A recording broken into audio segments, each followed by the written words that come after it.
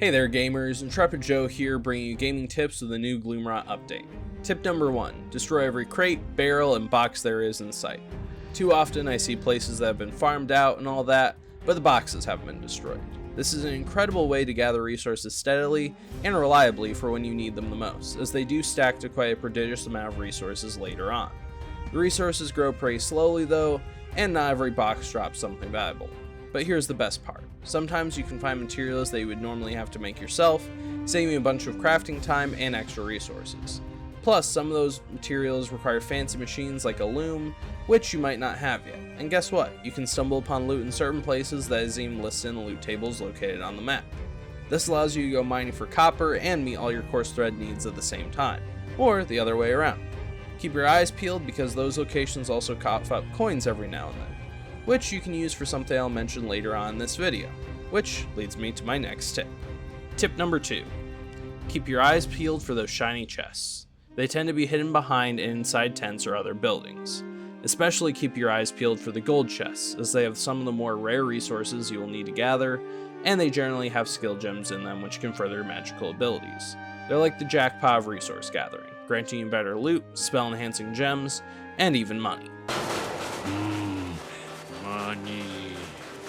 Tip number 3, use the traders to your advantage, as they sell some very great resources and can even help you out with farming the schematics needed to move up in levels.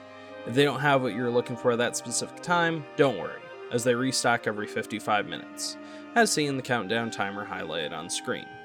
Use those hard-earned coins from breaking everything to snag those rare items you've been struggling to find. The traders' locations are marked here on screen for copper coin traders. These locations are fixed and do not move around like the previous traders before the Gloomrot update, which I am quite thankful for. For the next tier of silver coins and above, you'll need the human form from killing Bane the Shadowblade to interact with any merchants, as otherwise they'll run away from you and won't even interact with you. The silver coin merchants are located dead center of the Dunley farmlands as shown on the map. When going to the merchants in Silverlight though, be very careful, as there are priests and paladins and other such people wandering around that can detect whether you are human or not, and will attack you on sight, as seen here on screen. Stores are located in these 3 buildings in the Bright Haven Trade District. Tip number 4, use the Iron Cave for your resource needs, as a much safer option than the Iron Mine, as there are no balls of green fire flying at you and no random boss encounters. It is closer to the way gates than the Iron Mine is, as it's located at the point highlighted on the map. However, you will need the bear transformation to get in, or at least some explosives. Just be a bit cautious with your swings, as there are enemies that pretend to be rocks and metal veins, but they are easy enough to distinguish between the real and fake thing, and they won't attack you unless you hit them first. This can be a helpful feature especially at lower levels when farming for iron, but if you are high enough level or able to kill them, they can also drop you iron ore, which adds a nice little cherry on top. This is a great spot for farming resources, which leads me to tip number 5. When it comes to building, always set up shop near the necessary resources. Much like setting up shop near the Iron Cave, it saves you time and effort. You reduce the amount of travel time you need to do by a large portion, and allows you to have a head start on what resources you need to gather. I would suggest building somewhere more towards the center of the map, as it allows you to have access to most areas of the map without increasing your travel time too much in any which direction, or at the very least build next to something that will give you a leg up in the world of you rising, such as the Werewolf village.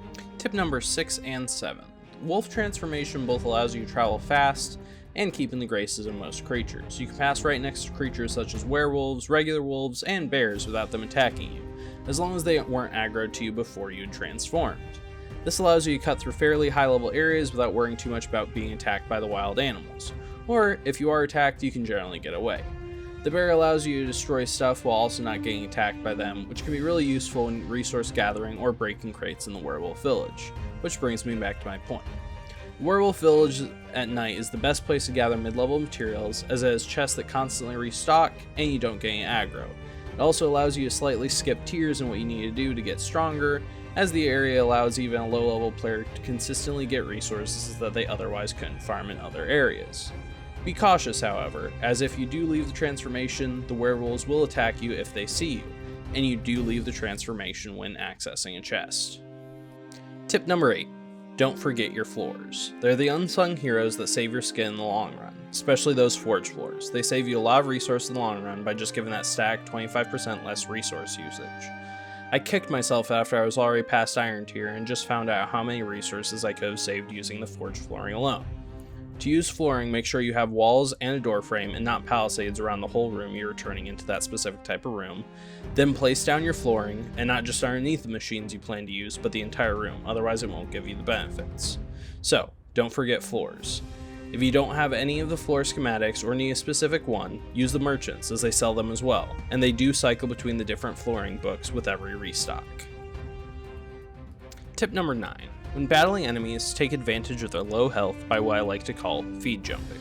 As soon as the prompt is there on one of your enemies, or if there's a particularly pesky guy like one of the shield dudes, use it. Use that opportune moment to jump in, hold off nasty status effects like fire, and quench your thirst while eliminating something that would normally cause you tons of trouble.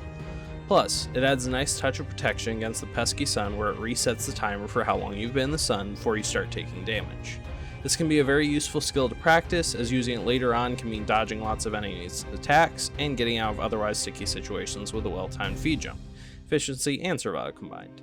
Be careful, however, when practicing though, as it can also land you right in the group of enemies, giving them an opportunity to wail on you. Tip number 10. Speaking of thirst, keep an eye out for enemies with a blood haze around them, courtesy of the Gloomrot update. It's like a neon sign pointing the tastiest 80% or higher blood quality enemies. Perfect for getting you high blood tiers and not accidentally killing them because you didn't realize they had that high of a blood quality to begin with. Be cautious when facing much lower levels though, as sometimes your damage can be a bit too much and you can accidentally kill them. I'm definitely not speaking from experience or anything. It can also be a great way to find your next vampire servant, as they can get much stronger and more useful the higher blood quality is. Or you can just use them as a blood bag for continuous uses in the dungeon. And now for the bloopers. Ever accidentally summon a putrid rat inside your base? Well, I did. And it was not a pleasant experience, especially since I had only level 23 gear at the time. I figured that the rat would be one of the easier bosses I fought, as it's only eroding. Turns out I was very wrong. I found out the hard way that wherever you spawn in the rat, that's where it's gonna stay, crawling around forever. Even if you lure it out of the doors, it teleports right back in like a slinky. Remember, games are meant to be fun and used for experiencing new concepts and ideas that expand how we see the world around us. Well, the idea of us becoming a super-powered vampire with magical abilities isn't really a very likely thing to happen. It can give some new perspectives on how some of us might use that power, ranging from using it to slay very dangerous and conceited enemies that will try to kill everything in sight, or using it to hunt down a poor granny who is apparently the only tailor in the entire world of V Rising. I still have some mental scars from being sent on that mission to get her blood. Poor granny didn't deserve that, but then again, I don't know what all she did, besides being a tailor. Maybe there's more to her secret life. A life of crime. But probably not. Okay, this isn't exactly the best game to use for learning how to manage power wisely. Most video games aren't. However, vampires have never been known to be very friendly creatures, especially to those still of the living. So I guess the best way you can learn is probably through the PvP system in this game. Even though you can kill everybody in sight, the true good wielder of power is the one who uses it to protect versus smiting noobs. Friendly competition is always good, but when you risk others having a bad experience, that is when it can really show the true good use of power in a game. Stay safe everybody, and keep in touch with reality. Bye!